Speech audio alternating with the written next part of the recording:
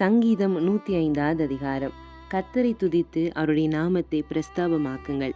அவருடைய செய்கைகளை ஜனங்களுக்குள்ளே பிரசித்தப்படுத்துங்கள். அவரை பாடி அவரை கீர்த்தனம் பண்ணுங்கள். அவருடைய அதிசயங்களை எல்லாம் தியானித்து பேசுங்கள். அவருடைய பரிசுத்த நாமத்தை குறித்து மேன்மை பாராட்டுங்கள்.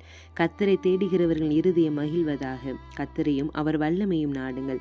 அவர் சமூகத்தை நித்தமும் தேடுங்கள். அவருடைய தாசனாகிய ஆபிரகாமின் சந்ததியே, அவரால் தெரிந்து கொள்ளப்பட்டவர்களாகிய யாக்கோபின் புத்திரரே, அவர் செய்த அதிசயங்களையும் அவருடைய அற்புதங்களையும் அவர் வாக்கின் நியாய தீர்ப்புகளையும் நினைவு கூறுங்கள். அவரே நம்முடைய தேவனாகிய கர்த்தர். அவருடைய நியாய தீர்ப்புகள் பூமி எங்கும் விளங்கும். 1000 தலைமுறைக்கென்று அவர் கட்டளையிட்ட வாக்கையும் ஆபிரகாமோடு அவர் பண்ணின உடன்படிக்கையும் அவர் ஈசாக்கிட்ட ஆணையையும் என்றென்றைக்கும் நினைத்திருக்கிறார். அதை யாக்கோபுக்கு பிரமாணமாகவும் இஸ்ரவேலுக்கு நித்திய உடன்படிக்கையாகவும் உறுதிப்படுத்தி, உங்கள் சுதந்திர பாகமான கானான் தேசத்தை உனக்கு தருவேன் என்றார். அக்காலத்தில் அவர்கள் கொஞ்சம் தொகைக்குட்பட்ட சொற்ப ஜனங்களும் பரதேசிகளுமாயிருந்தார்கள். அவர்கள் ஒரு ஜனத்தை விட்டு மறு ஜனத்தண்டைக்கும் ஒரு ராஜ்யத்தை விட்டு மறு தேசத்தார் அண்டைக்கும் போனார்கள். அவர்களை ஒடுக்கும்படி ஒருவருக்கும் இடம் கொடாமல் அவர்கள் நிமித்தம் ராஜாக்களை கடிந்து கொண்டு, நான் அபிஷேகம் பண்ணினவர்களை நீங்கள் தொடாமலும் என்னுடைய தீர்க்கதரிசிகளுக்கு தீங்கு செய்யாமலும் இருங்கள் என்றார். அவர் தேசத்திலே பஞ்சத்தை வருவித்து ஆகாரம் எனும் ஆதரவு கோலை முற்றிலும் முறித்தார். அவர்களுக்கு முன்னாலே ஒரு புருஷனை அனுப்பினார். யோசேப்பு சிறையாக வெறுக்கப்பட்டான். அவன் கால்களை விலங்கு போட்டு ஒடுக்கினார்கள். அவன் பிராணன் இரும்பில் அடைப்பட்டிருந்தது. கர்த்தர் சொன்ன வார்த்தை நிறைவேறும் அளவும் அவருடைய வசனம் அவனை புடமிட்டது.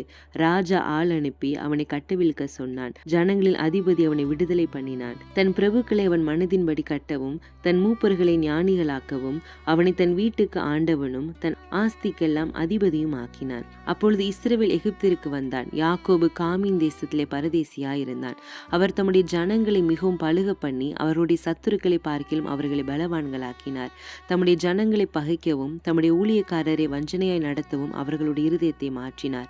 தம்முடைய தாசனாகிய மோசேயும் தம் தெரிந்து கொண்ட ஆரோனையும் அனுப்பினார். இவர்கள் அவர்களுக்குள் அவருடைய அடையாளங்களையும் காமின் தேசத்தில் அற்புதங்களையும் செய்தார்கள். அவர் இருளை அனுப்பி அந்தகாரத்தை உண்டாக்கினார். அவருடைய வார்த்தைகளை எதிர்பாரில்லை. அவர்களுடைய தண்ணீரை இரத்தமாக மாற்றி அவருடைய மச்சங்களை சாக பண்ணினார். அவருடைய தேசம் தவளைகளை திரளாய் பிறப்பித்தது.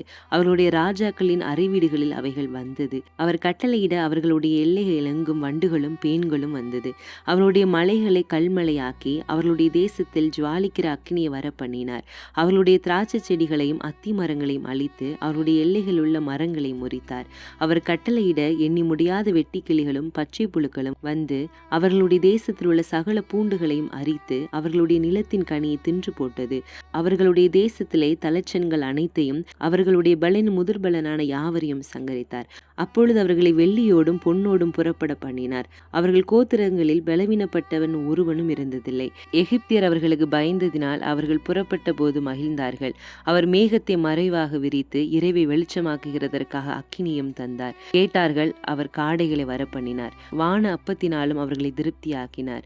கண்மலையை திறந்தார். தண்ணீர்கள் புறப்பட்டு வறண்ட வெளிகளில் ஆறாய் ஓடிற்று. அவர் தம்முடைய பரிசுத்த வாக்குத்தத்தத்தையும் தம்முடைய தாசனாகிய ஆபிரகாமையும் நினைத்து தம்முடைய ஜனத்தை களிப்போடும் தாம் தெரிந்து கொண்டவர்களை கெம்பீர சத்தத்தோடும் புறப்பட பண்ணி தமது கட்டளைகளை காத்து நடக்கும்படிக்கு தமது நியாய பிரமாணங்களை கைக்கொள்ளும்படிக்கும் அவர்களுக்கு புறஜாதிகளுடைய தேசங்களை கொடுத்தார்.